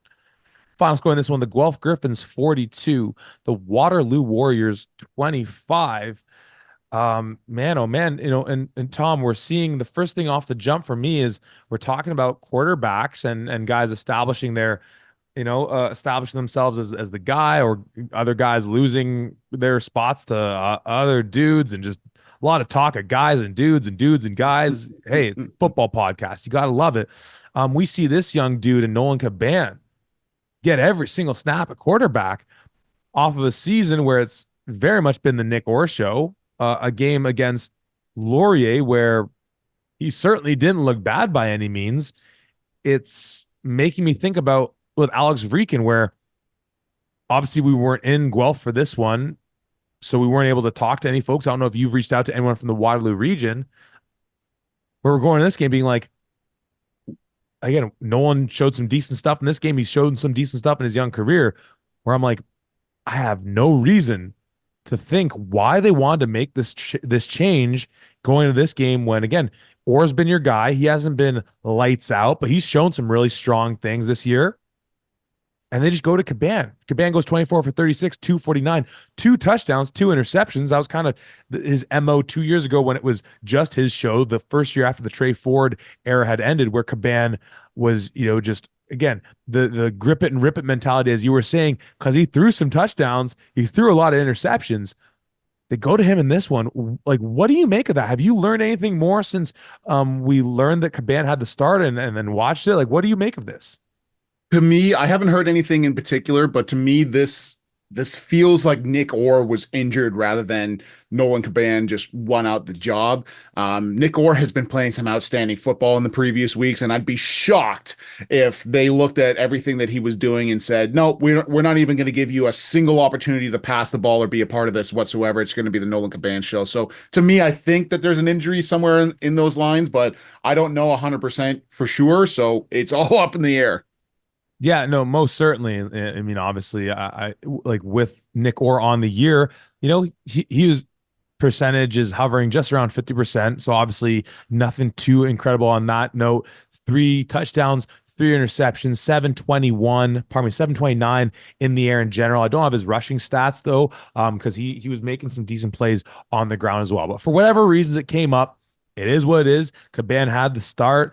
And as a whole for this team, they get 357 yards of offense on the day. Again, we read off his numbers, 249 in the air, and they rushed it for a nice 139 as well. Anthony Miller picking up 67 on 15 carries. Quentin Springer picking up 34 on 11 carries as well. A couple other guys getting in the mix for this game. Seeing guys like Tyler Tierney, Logan Haru, Evan Basiliga, guys who we've kind of seen establish themselves as the main pass catchers in this ball game. And it's a game that starts off Guelph opening the scoring. Benjamin Lane on the field goal.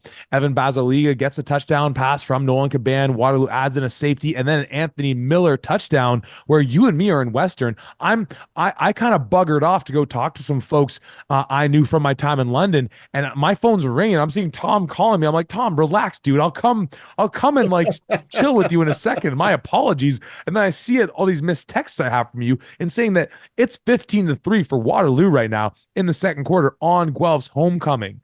Guelph adds in a safety, a touchdown to Jordan Buick, another new name for us in the mix here, and then another safety, so that, when it's all said and done, you're heading into the half, down 18-14. But again, we're seeing Waterloo with their offense humming early on in the game. We talked about that against Laurier and how Laurier then led that up again against Ottawa. We obviously were kind of freaking out seeing that score update from Western. We then went home and watched it. What'd you make of the first half of this ball game?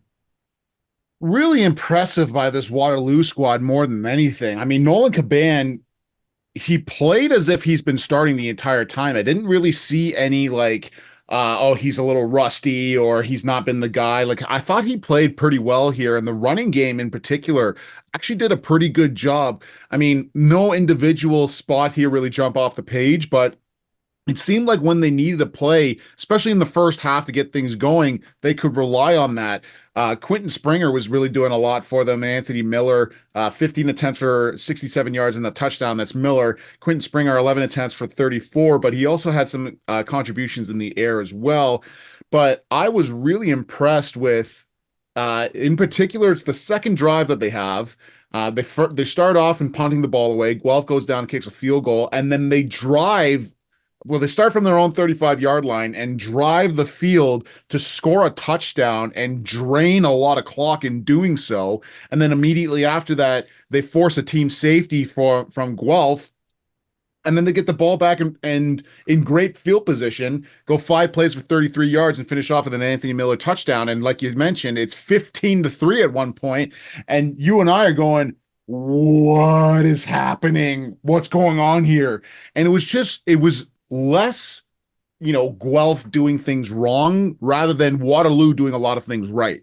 Getting the ball out in certain areas, establishing a run game in certain cases, finding key guys down the field and making decent throws from Nolan Caban, and just capitalizing on certain mistakes that were happening. There was a couple of penalties that went Waterloo's way, so that helped them as well. But, we talked about penalties and being a focal point here. This game combined with both of these squads, 20 penalties for 256 yards combined here. So that's quite a bit. That's quite a few.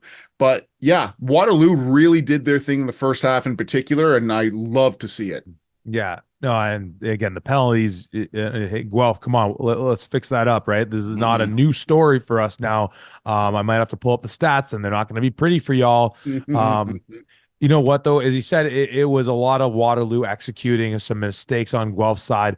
We talked about how Laurier Waterloo last week, giving a lot of credit to Coach McNeil and how he was dialing up the pressure. And we're seeing that again in this one. And I talked about him last week, and it leading in large part to those interceptions for Michael Omaseni. But seeing a guy in Enesu Latmore, I think he plays safety, but then again, it was, I'm trying to remember the safety they had last year who transferred to Laval, Arenas.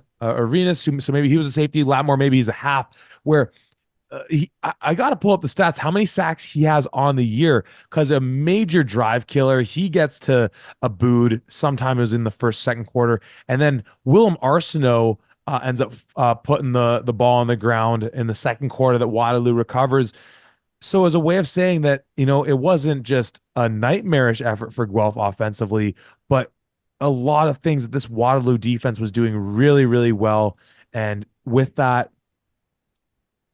classic K-Mac philosophy of just bringing heat and being aggressive. And so far in these last 2 weeks, we're really seeing how that's paying dividends for them, where they're causing it's that classic piece on when you're having to do too much thinking, you're not coming off the ball flying around and caring about the things that you need to be caring about and going 100%. He makes you think pre-snap, and so you can't be flying off the ball. And again, it's kudos to him. It's kudos to the players out there like Enesu Latmore. Michael Omaseni gets 7.5 and a breakup and half a tackle for loss on this one as well. Yeah, just again, really strong day from that defense on the whole.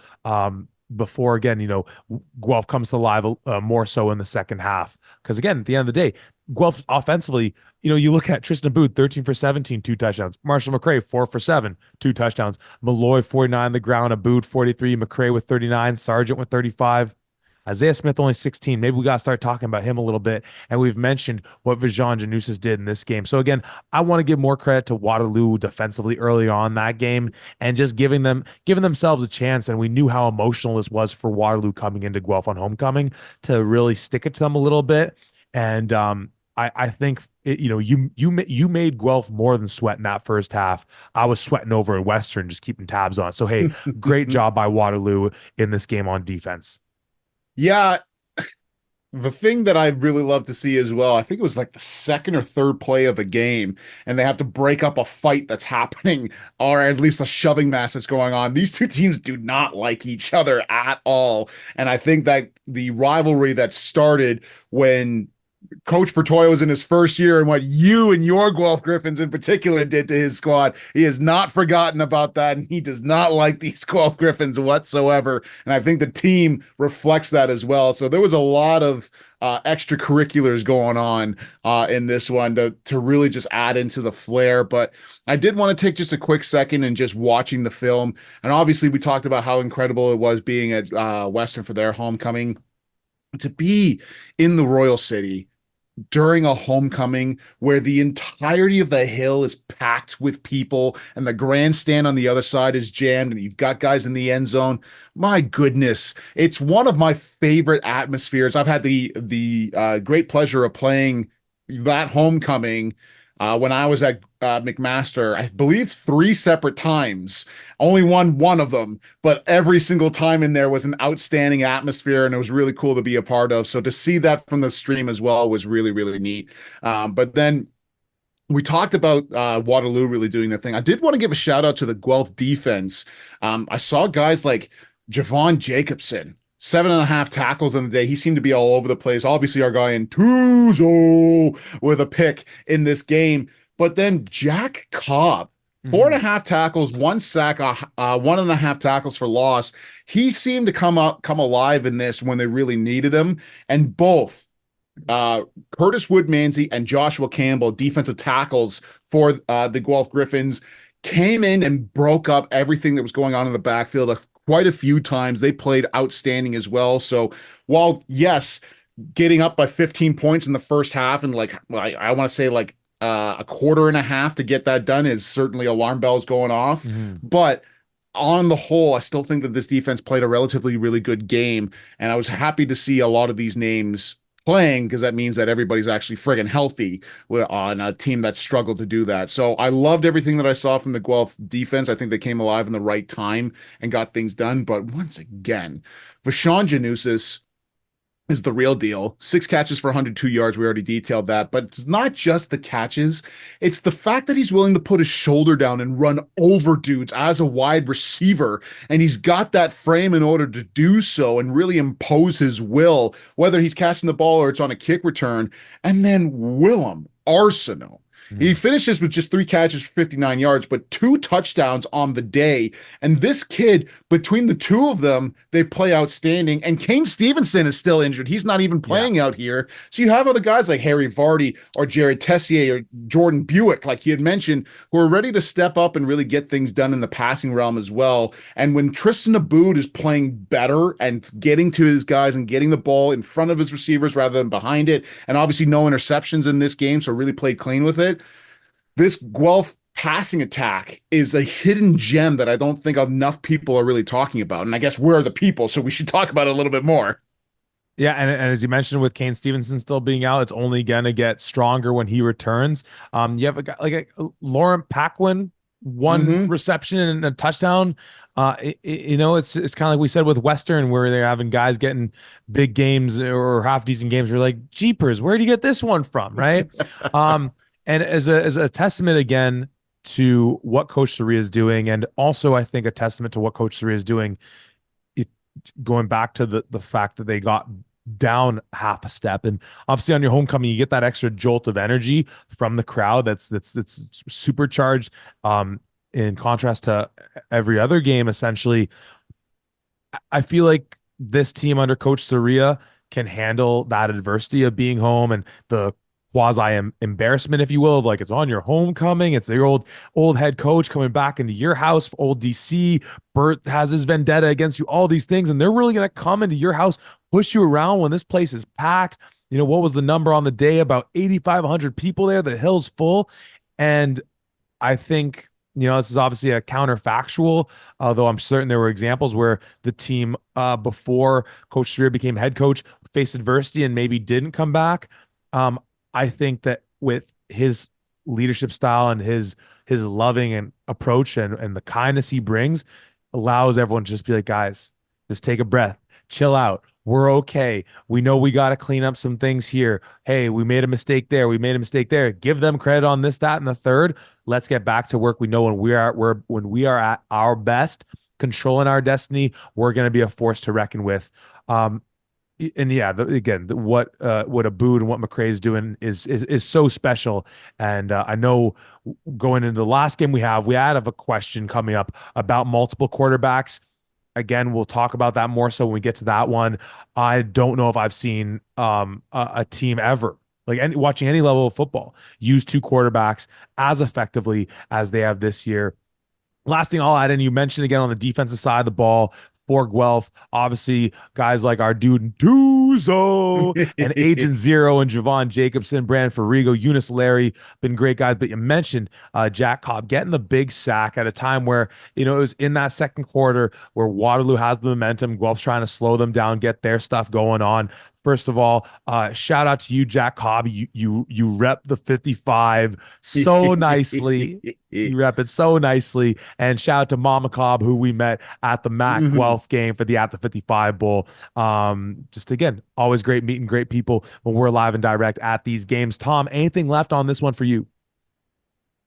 I think if you're Waterloo coming out of this game, you should have so much optimism that you're building towards something here. It might be one of those cases where it's a little, too late kind of type deals, but there's to see on the field, to see the level of improvement from, I don't want to say like week 2, because week 1 was a pretty good game against U of T. And then obviously we don't talk about that team in purple that they had to play against, but to see that and then get to here and to see the production that's come from the defense and to see the offense coming alive a little bit, whether it's Cabana, whether it's Nick Orr, I think Waterloo should have a lot of optimism here despite being winless on the season so far and going in to play against the York Lions squad to have a real legitimate chance and getting another dub here. So I like where this team is right now. I think they're building towards something, which is great to see, and certainly no give up and no quit in this squad that Coach Bertoya has. On the Guelph side of things, you got to be happy at the fact that you're able to get the job done. No Mitchell Schretchinger here on the offensive line, so they bumped down their left tackle and Tommy Barakis to play guard and put in Alex Gordon. And the big man had a little fumble recovery and rumbled forward for a few yards. We have to call that out when an offensive lineman does that. But a couple of injuries, obviously, on the Guelph Griffin side of things with offensive line and with Kane Stevenson still being out. Hopefully they're all ready to go, especially in the back half of this season come playoff time, because it's certainly looking like Guelph is going to be not only in the playoffs, but hosting a game going into this one. So very, very optimistic for both of these squads here and love the production that we're seeing from Tristan Aboud in particular. 2 touchdowns and no interceptions on the day and constantly getting better and better with where he's placing the ball to his receivers. I like this guy a lot.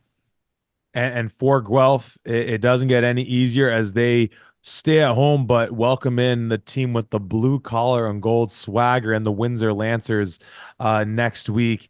And for Waterloo, we already detailed it, but they're hitting the road to take on the York Lions for York's homecoming. A game that honestly, if it weren't for the fact, like we look across the board and there's some great games here. We're obviously going to be at Mac for Western Mac. I'd love to see Queens at Laurier. I'd love to see Windsor at Guelph. I'd obviously Panda's the next game. Waterloo York, I might actually be the one, and partly because it's the least travel for me on the weekend, but the one where just seeing how these teams have grown this year, and sort of where they're at in a game where both these teams have a great chance of winning. I'd almost want to be at second to that one. But that's for a week to come. We wrap up week 6 with a trip to the end of the 401 under the shadow of the Golden Arches, the team with the blue collar gold swagger under the administration of the Don, Coach JP Cercelli. They take care of business, taking on the U of T Blues. Final score in this one, Windsor 52, Toronto 5. We already took some time to go over just what a stand-up job it was by that defense for Windsor in this game.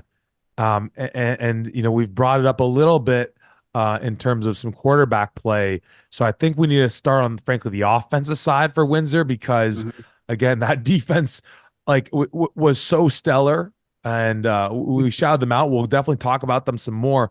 But when we look at how this team is going to be great, they're in a position, they control their destiny to still perhaps win the or to get that first round bye and up top of the OUA. Again, their season gets so tough now on the back end.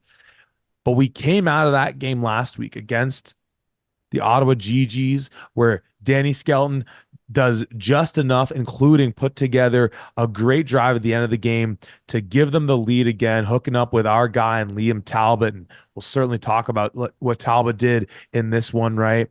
But they do the carousel thing. They do the quarterback roulette where it goes from Skelton to Corson Roy to then Nick Domofsky, who we've been waiting to see this year. We saw him play so fantastically at the end of last year. We're almost wondering, like, hey, how come this guy hasn't got some run earlier on the season? So again, Skelton goes 5 for 8, 61, no touchdowns, no interceptions. Corson Roy comes in 4 for 8, 55 yards, 1 touchdown, no interceptions. Domofsky comes in late, 10 for 13, 147 in the air and a touchdown. Man, oh man. I don't know what to make. Every time we think we're out, they pull us back in with this quarterback roulette stuff, man.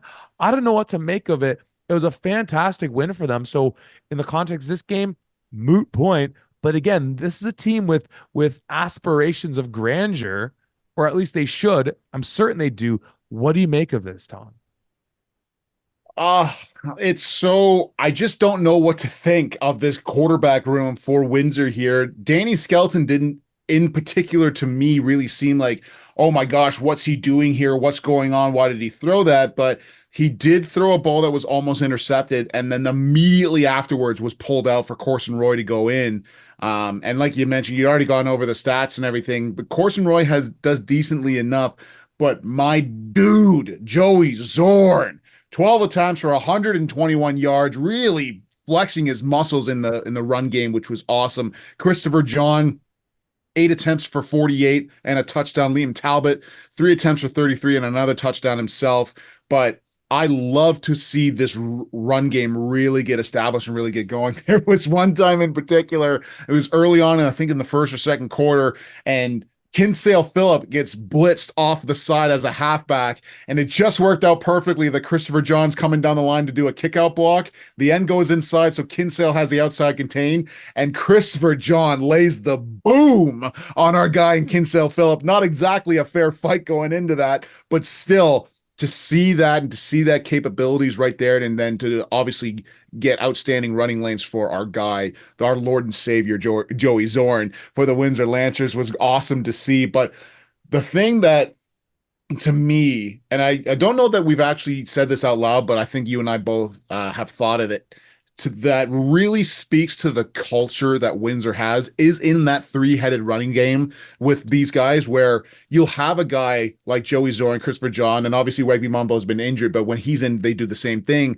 where all 3 of them get the chance to run the ball, but then all three of them are also in that H-back where they're primarily blocking for the other person. And there never seems to be any issues about, oh, I want the ball this time. Like, why don't I get a chance to do it?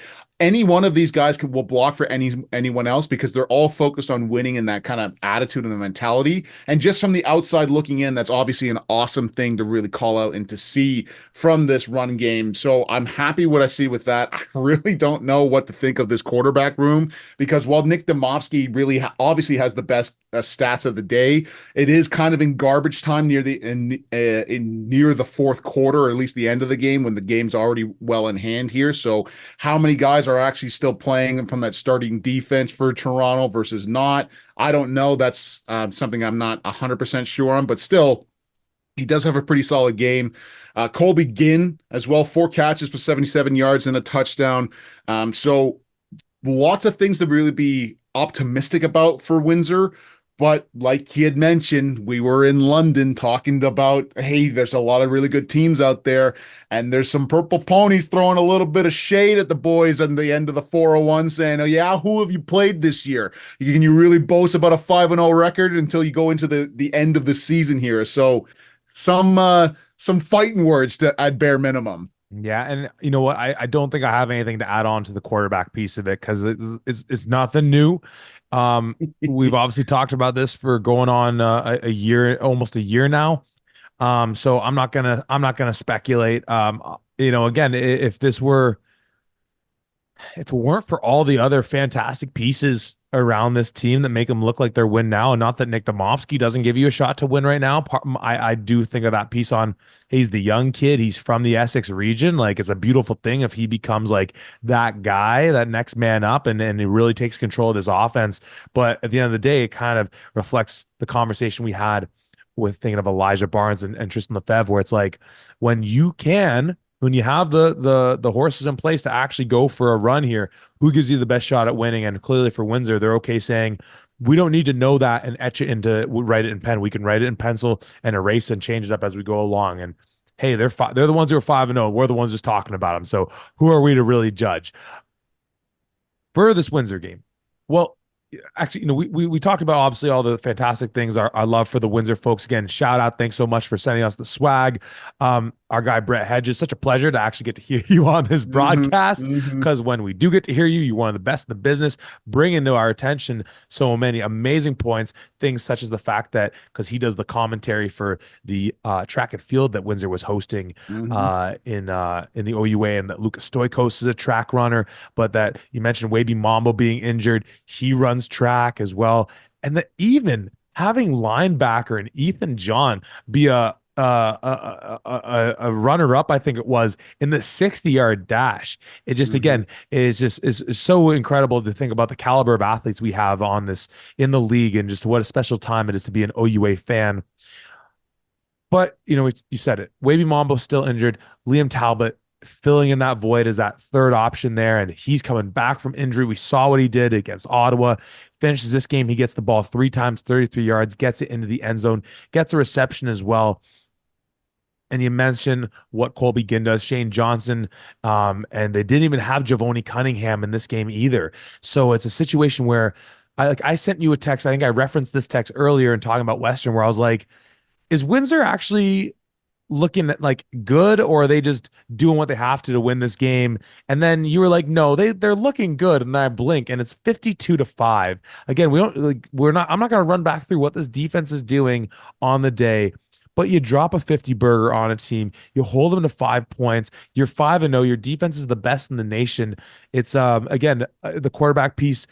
I don't know anything on to speculate. So all I have to say is that this Windsor team looks scary. And hey, they've still been able to beat some good teams as well. It's not it hasn't been like a cakewalk for them. They've had to take on your Queens and your Carletons as well, and an Ottawa team that found their mojo and demonstrated that they had it as inconsistent coming off of last week and then what they did this week. So you know what, as far as I'm concerned, Windsor, do your thing. I give them a shot in all those games they have coming up.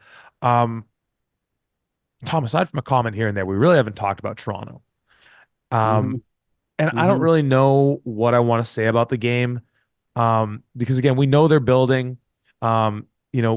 we know Garrett Ellis, I'm seeing at least by the rushing numbers. So maybe that plays in a little bit. But we know that this defense for Windsor will shut down the best rushing attacks in the country, let alone a team in U of T who's struggled in that end.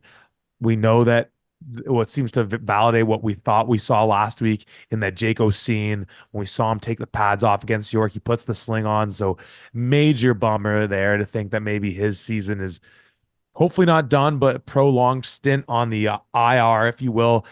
Chris Joseph only gets the ball once in his hands. Mhm. Like again, I don't really know if I want to talk about it much because I don't really know what the point is of it. You're playing the best defense in the country, having to travel the 5-6 hours to get there. It's raining throughout the day, just like the worst possible circumstances when you're short a couple of guys going to Windsor to take on their team in a rainy situation. Like that's as nightmarish a situation for any offensive coach as you could pretty much dial up. Most definitely. Before we get into the Toronto side of things, I do want to just call out the injured player. For those of you who are Oh, watching, yeah. we had a prolonged injury timeout. Number 10, Salrap Kopiaka.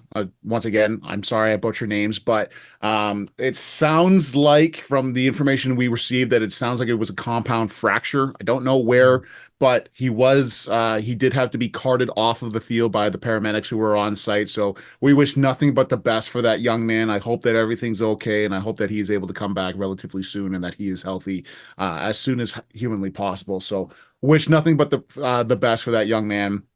And once again, shout out to our guy in Brett Hedges. We love you. We appreciate you. Thank you for the shout out on the stream as well. You are outstanding at what you do.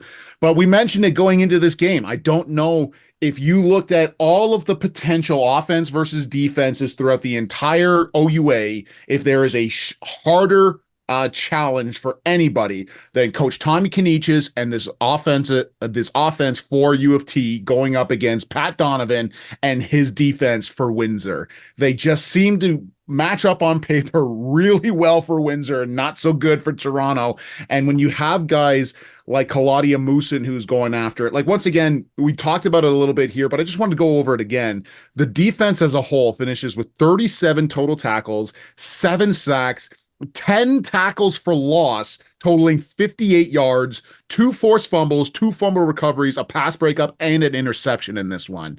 Those are all-star level numbers to get through this and to go into that. So it's really, I want to more so focus on the outstanding work that Windsor did rather than the Toronto side of things, because they're still trying to find their rhythm here. Obviously, Caleb O'Donohue is an outstanding player, but he's still in his first year. He finishes 9 for 19, 76 yards, no touchdowns, 1 pick. Lucas Stoikos on the ground, 7 attempts for 42 yards. Jack Nyros, only 23 yards. So there's a lot of Windsor did a lot of really good things in this one. That's the way that I'd like to put it, and I'd like to view it, to be perfectly honest with you. Yeah, absolutely. And we can keep it that simple because at the Mhm. end of the day, like there wasn't all that much more on this one. You talked a few things about the U of T on the defense side of the ball. I'll just take a chance to give out a shout out to a kid we've talked about a little bit this year, but in Ilya Linney, Mm. for U of T second year player. He was there all rookie representative last year. And, he ends up with 6.5 tackles, 2.5 tackles for a loss, and a couple really good sticks in particular, where he's just really laying the wood. Hey, Ilya, I'm not going to hold it against you. You're a Scarborough Thunder alum. A former Metro Toronto Wildcat myself. So there's no love lost there. But again, I love seeing when local Toronto guys are staying in Toronto. And I think he's a big part of what can make this defense under Coach Bob Mullen special. And we've seen Coach Mullen with some good defenses, some great defenses. So again, young guy in Linney, like seeing what he's doing out there. You mentioned Philip, ran to the wrong up back on that play. But again, Philip's been such a stalwart for them moving to that side of the ball. And yeah, a guy in Tucker Burke as well, who's been pretty well their primary pass rusher. Gets to the quarterback once on this one. As a team, they get 3 sacks, which it's an O-line that we know lost George Una, but when you can rush the ball as well as they can, you have all these threats. You get to that quarterback 3 times with still guys like Jackson Morgan in the mix and some of those other just big, beefy dudes up front of the line. Hey, shout out to this defense. No tall task dealing with Windsor in any form or fashion. for U of T. They're going on to their bye week. So again, thinking about a guy like Jake Oseen, thinking about a guy in Scott Barnett, who obviously got injured a couple weeks back against Carleton, just hoping for him to be healthy. So hopefully for U of T, they're using that bye week effectively. For Windsor, we mentioned it, they're hitting the road to take on my Guelph Griffins, your Guelph Griffins, everybody's Guelph Griffins, in a huge matchup from the Royal City next week at 1 o'clock. Tom, I think that's a wrap on it for us. That's week 6 in a nutshell, or I mean, for you truly week 6 in a nutshell, tune into the 55 Seconds of Madness that we'll be posting on our socials. But I think we covered all the major beats. Anything left on from you on this week of action? Another outstanding week for sure, but I wanted to call out once again, we will be live and direct, another game day live this coming Saturday, October 5th, against Western against McMaster at Ron Joy Stadium in Hamilton. The game plan will be the exact same. We are going to be live at 11 a.m. on YouTube. We will also be on a new streaming platform called Millions, partnering with Mario Ayes and his squad over at the Millions Co. So we will be live there, but also on YouTube, and we will be breaking down all the action that's going to be coming in. God, is it week 7 already in the OUA? But I wanted to call that out as well. Please tune in, subscribe, like our videos. It really does mean the world to us, and it allows us to do a lot more of these fun things in the future. So please, your support is appreciated. As always, and Tom, as they say, time flies when you're having fun. And it's always fun getting to talk OUA football with you. What a great week we had. Shout out again to everyone in the London area for packing that house and making that a great event that we were out. All the homecomings across the board look fantastic. Some great outings. A great week of football we have coming up, part and parcel with what Tom said of our Game Day Live from Mac. Means you won't be getting our normal week 7 preview pod. We're doing it all live from Mac. So if you're going to be at Ron Joyce, make sure to come early. Come say what's up, whether you love us, whether you hate us. Any feedback is appreciated. For everyone else, thank you so much. So we'll see you in Mac, and we'll see you right here breaking it all down at the 55.